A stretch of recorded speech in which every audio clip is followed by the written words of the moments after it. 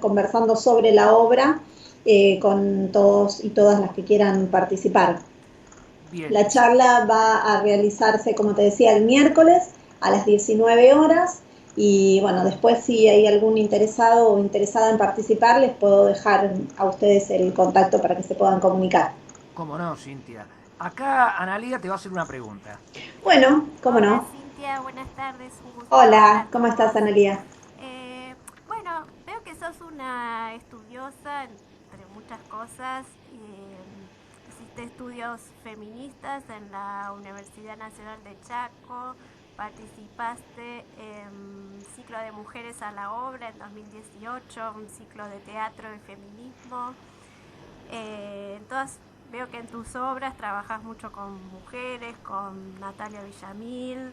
eh, Tus obras se ve, digamos, la expresión de lo que es el universo femenino, de una mirada femenina, en bordes, en rayito de sol. Eh, ¿Crees que hay un vacío de lo que es esta voz femenina en la escena teatral porteña? No creo que haya un vacío. Creo que hay, por el contrario, creo que hay, está muy ocupado, por suerte. Ajá. Sí considero que tal vez las oportunidades no son las mismas o cuesta, depende del rol, ¿no? No en todos los roles, pero de repente, por ejemplo, en el lugar de la dirección a veces es un poco más complicado para digo que es complicado, evidentemente la dirección implica un lugar o se lo considera como un lugar de cierto poder y bueno, ahí sí a veces siento una diferencia respecto de ser mujer y ser directora, pero sí siento que hay muchas voces femeninas en las artes escénicas, desde la actuación, la dirección, la dramaturgia, bueno, en cada uno de los roles hay muchas voces y muy interesantes, así que no creo que haya un vacío. Sí siento, como te decía, que hay a veces, bueno, esto que justamente esta semana a raíz de un concurso y a veces circula también en otros contextos que tiene que ver con las oportunidades, ¿no? Pero creo que se fueron conquistando esas oportunidades, no por supuesto que hay muchas más por conquistar, pero no siento un vacío, por el contrario, siento que hay mucha participación de mujeres en muchos roles dentro de las artes escénicas y trabajando muy intensamente y muy potentemente. Nos vamos a Wilde con otra conductora. Moni, una pregunta para Cintia.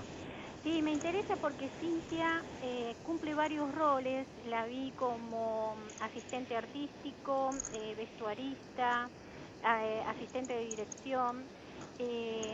Es fantástico, o sea, como que pasa por todos los roles dentro de la dirección escénica, ¿no? Sí, bueno, eso se llama teatro independiente. Falta de presupuesto. A ver, hay algunos roles que ocupé porque decidí ocupar y otros porque me vi instada a ocupar. Por ejemplo, dentro del casamiento yo realizo el vestuario de la obra y la verdad es que no era una decisión tomada de que yo vaya a hacerme cargo del vestuario, pero bueno, la falta de presupuesto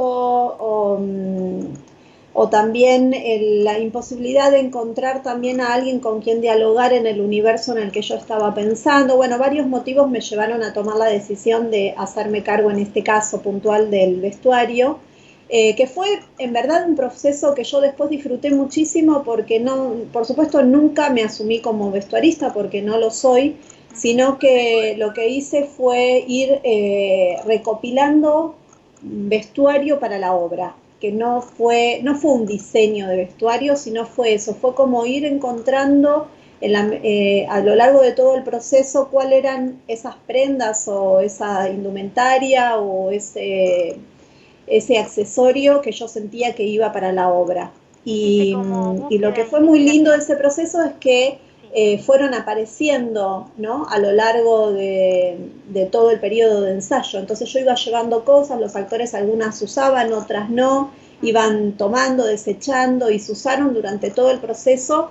Y bueno, y eso la verdad es que sentí que había sido, después yo quedé muy conforme con el resultado de lo que fue el vestuario en general de la obra, pero digo, no fue mérito mío necesariamente, sino que tuvo que ver un poco con eso, con un trabajo de actores, actrices y mío también en conjunto, de ir trabajando sobre eso. Muy bien. Cintia, te voy a hacer una pregunta que Sí, la recogí del diario Página 12, que te hicieron una nota, donde decís que el casamiento, sí. hay una asociación directa sobre la situación política de Venezuela y Brasil. ¿Qué significa eso? ¿Cómo tomaste la obra y por qué expresaste eso en el diario?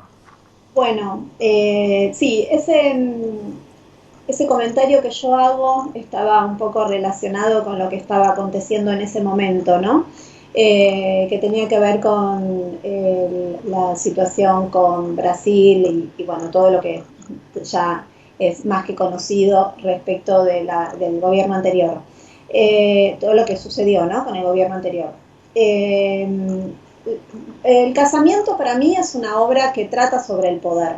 En verdad, el mismo Gombrowicz, que es el autor de la obra, polaco, él dice, ¿no?, muy claramente que es una especie de desprendimiento de Hamlet, ¿no? En realidad de Ferdi Durque, que es su novela anterior, es una novela que él escribe antes que el casamiento y que postula ciertas temáticas. En principio, bueno, es muy largo, ¿no?, pero tiene que ver con la estupidez, con lo artificial, con lo inmaduro. Digamos, es una especie de drama experimental con todos estos postulados, pero hay un tema que circula de manera medular en la obra que tiene que ver con esto, con la construcción del poder, cómo el poder se construye de manera artificial, que el poder no nos es dado, sino que hay una construcción de ese poder, y que a veces ese poder y esa construcción, perdón, es artificial,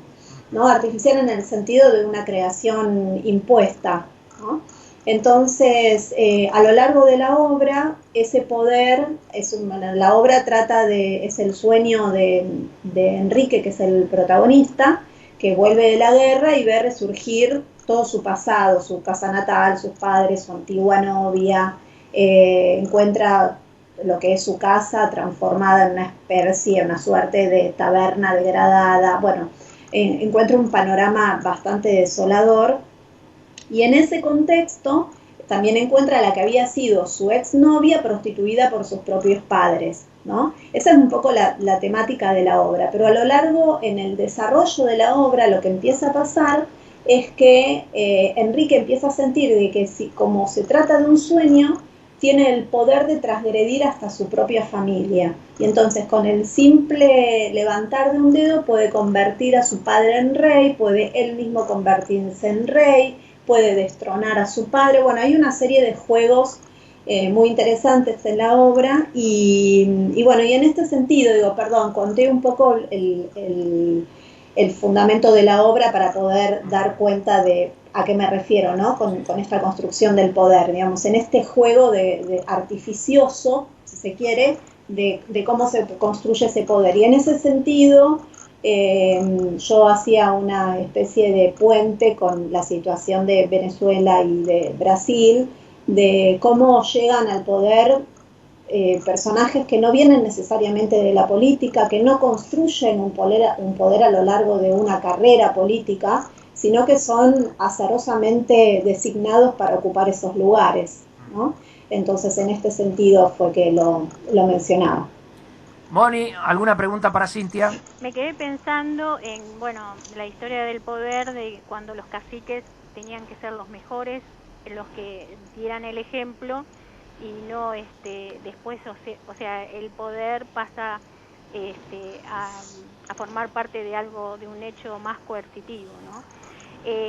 Me interesa saber que Cintia, digamos, hizo muchas obras como asistente, estudió la carrera de licenciatura en dirección, pero si alguna vez actuó o alguna vez hiciste actuación vos.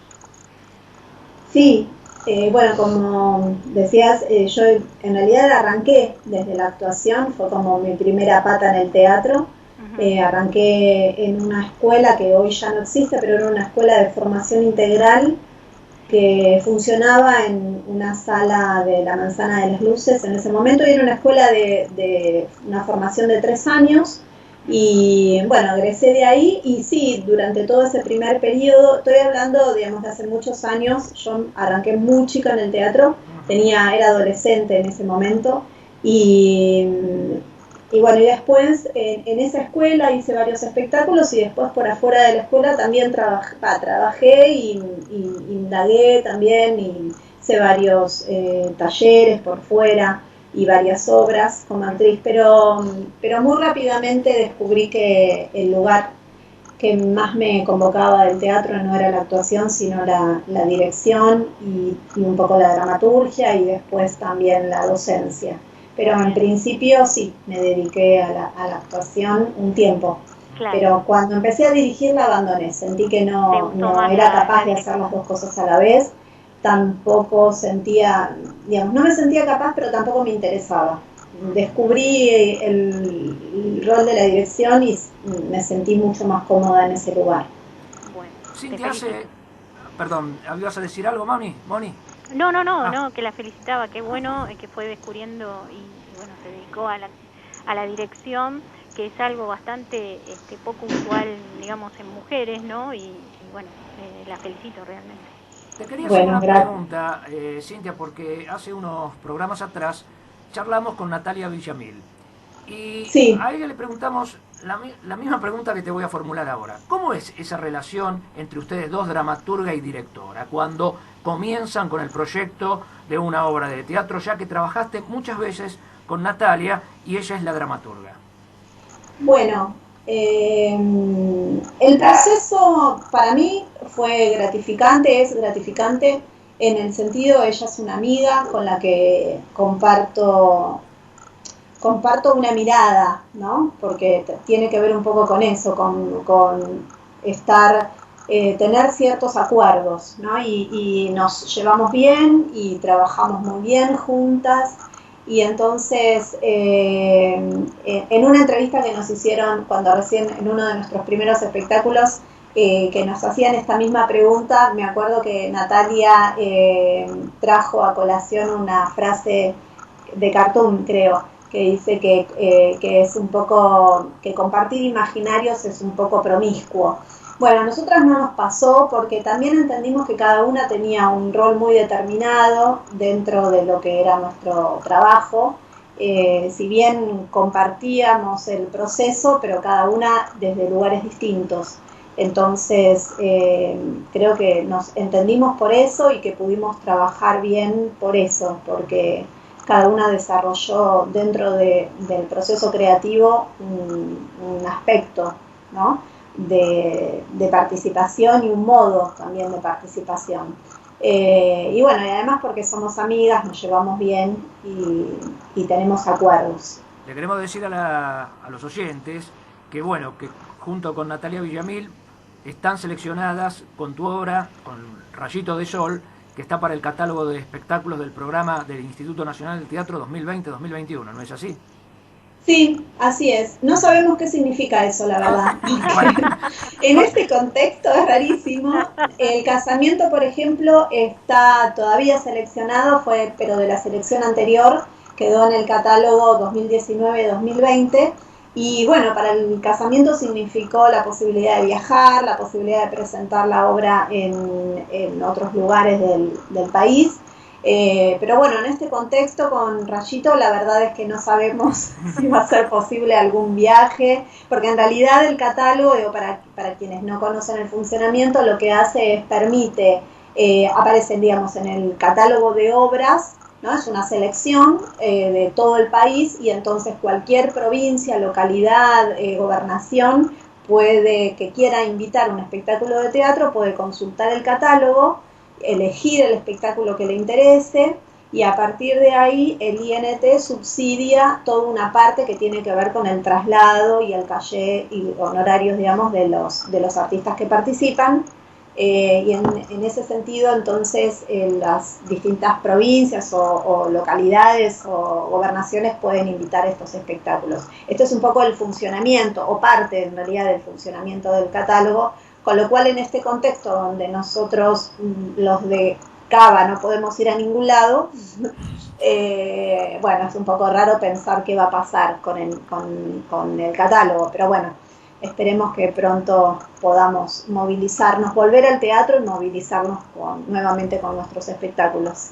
Cintia, para ir cerrando, vos sabés que no va a ser la última vez que estés acá porque sinceramente te quiero mucho, pero bueno, ¿cómo tenemos que hacer para ver la charla del casamiento y cuáles son tus próximos proyectos si es que los hay? Sí, hay muchos proyectos. De hecho, si hay algo que sirvió la cuarentena y el encierro fue un gran generador de proyectos. Bueno, para la charla se pueden comunicar con Jorge Nicosia. Yo, si querés, ahora antes de cortar te dejo los datos. Me lo pasas por WhatsApp y ¿cómo lo decimos? ¿Al aire? ¿Cómo se...? Bueno, no los tengo ahora, si me permitís lo busco rápidamente, pero y así te lo paso. Mientras tanto te voy contando de los próximos proyectos y ahora mientras lo busco te cuento el contacto, digamos, para participar de la charla. Próximos proyectos, estoy con una obra alemana que se llama Lulú. Hicimos la adaptación junto con Miguel Sorrentino y estamos como en un periodo de preproducción en este momento. La obra se llama Lulú, es un drama digamos muy antiguo, que hicimos una gran adaptación porque es una obra de otro siglo y de Frank Wernekin, y bueno, en eso estoy.